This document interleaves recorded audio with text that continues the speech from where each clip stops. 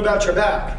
We talked about your hips and the kinetic energy going from your hips through your back, your spine, and through your shoulders and henceforth. But it bears mentioning the importance of your back itself. Okay, your back is the axis is going to be turning. Okay, a good axis needs to be straight to really transfer power well. Many people, when they lift heavy objects, they have bad posture, they bend over, and they lock their knee, and they end up straining their back. When you lift a couch, when you lift weights, when you do squats, you want your back straight and your knees bent. And keep yourself close to your core, and you have a lot more power. Same thing with a punch. You want your back straight. You don't want it tense. It should be straight, but relaxed. Shouldn't have bad posture. And yes, you want your, as we mentioned in installment 2, you want your chin tucked down so you don't get hit. But that doesn't mean you have to really crouch it over. You can have a nice straight back, straight and relaxed, and then a gentle dip in your chin. Some boxers put a tennis ball on their chin to keep their head down so they don't get knocked out. But you can do that with a nice straight back. Have good posture, nice pivot, a nice axis for all of the things that you need to have happen. So have good posture, have a nice straight back. Bent knees, straight back.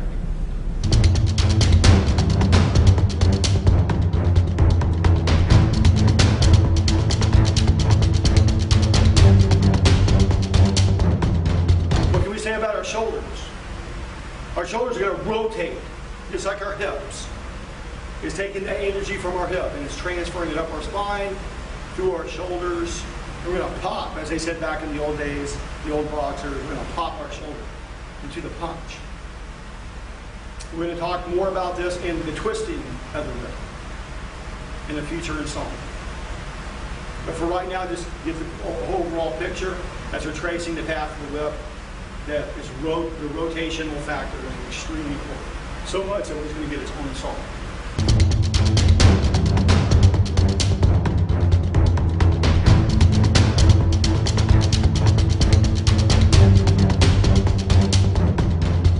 What about your elbows? Elbows are very important because your elbows guard your body. We talked about this in the guard part of installment number 2, about your stance in the guard. So it protects your body. But also your knees and your elbows have to be bent, because see them as a snake. A snake, if it's on the ground and straight, has no potential power to hurt you. It is not any threat. Someone can catch a snake. These snake handlers can catch the snakes when they're straight, when they're uncoiled. But as soon as a snake coils, as soon as a cobra is coiled, then that's when there's a great deal of danger. It's potential death waiting to happen. So this is no danger. I have to coil, for me to hurt you, I have to coil this back and then unleash it. But if it's already coiled, I have a good guard. And I'm just waiting to explode at any second, to jab or cross. Hooks, uppercuts. My knees are also the same principle with my knees. If my knees are bent, then I have potential power at any given second. Spring back, bring forward, left, right, unleash a punch, push it to the punch. Not a push punch as we talked about before, but exploding into the punch with my body, using my legs to leverage off the ground.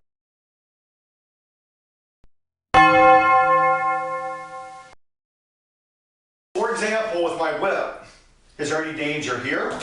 No, there's not. Because in order for me to attack you, I'd have to raise the whip up so that I could snap it and leverage the length of the whip towards you to create a snap towards you. So here, it's like a gun without bullets. It's diffused. It's like a bomb that's been diffused. But as soon as it's coiled, then you should beware of danger. Is this bow dangerous in its current position? No, it's not. In order to be dangerous, at first, the arrow must be notched.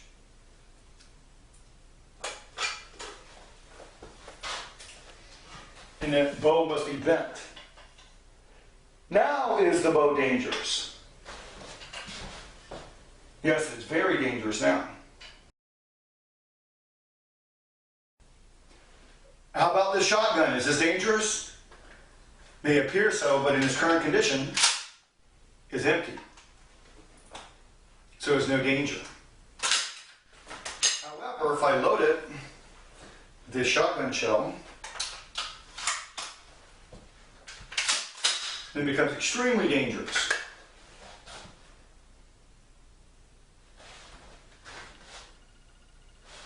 Now I'm locked, cocked, and ready to rock. But as soon as I get rid of that shell, then all its danger has been robbed. Is this revolver dangerous in its current position? No, it's not. The chamber isn't even engaged. But if I engage the chamber and cock it, and it's ready to go, ready to fire at any given moment, it becomes extremely dangerous. Okay, in this position, am I really all that dangerous? No, I'm not. My legs are relaxed or straight, my knees, my arms, my elbows are relaxed, straight. I'm not much of a threat right now. Now, a good warrior can instantly become a threat, but in this particular position, how much of a threat I am? Not very much. Matter of fact, I have to do two things to come after you, or to respond to you, to attack or defend. I have to coil and then attack. Or if I was already prepared, I only have to do one thing. It's a lot faster to do one thing than it is two things. So always be ready. Is Bob in any danger right now? No, he's not. I'm just relaxed, I'm straight. Now is he in any danger? Yes, he is. I'm a ticking time bomb of kinetic energy, ready to be released at any given second. I can bob, weave, have good footwork, my coiled legs, my coiled arms can strike. Left, right.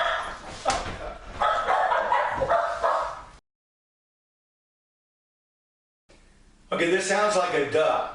Well, of course you got to do that. But you'd be surprised in many championship fights, professional fights, you see the guy, he gets a little distance away from the other guy, he drops his guard, he gets lazy, he thinks there's a little more safety than there really is. The other guy explodes on him, covers more distance than he's ready for, and he gets knocked out.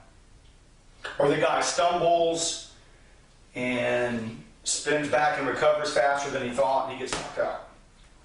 So, but if he would have had his guard up, always have your guard. Always just expect the opponent to be a threat.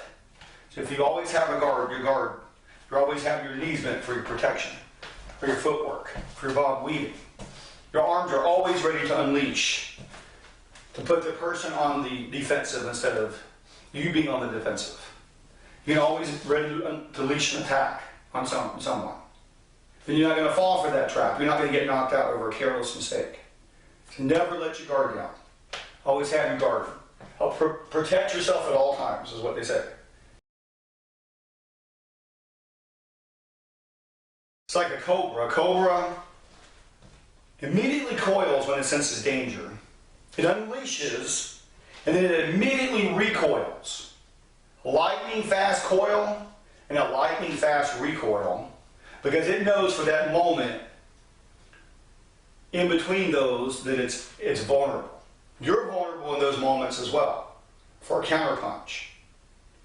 But if you immediately strike and immediately recoil, and you immediately go back to your guard, your safety zone, then you're making it very difficult for someone to counterpunch you.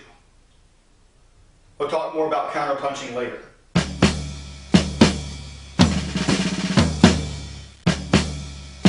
Well, until our next installment, remember, the more sweat in the gym, the less blood in the ring. This is Todd, the Wildcat Christopher at TacticalBoxing.com, signing off.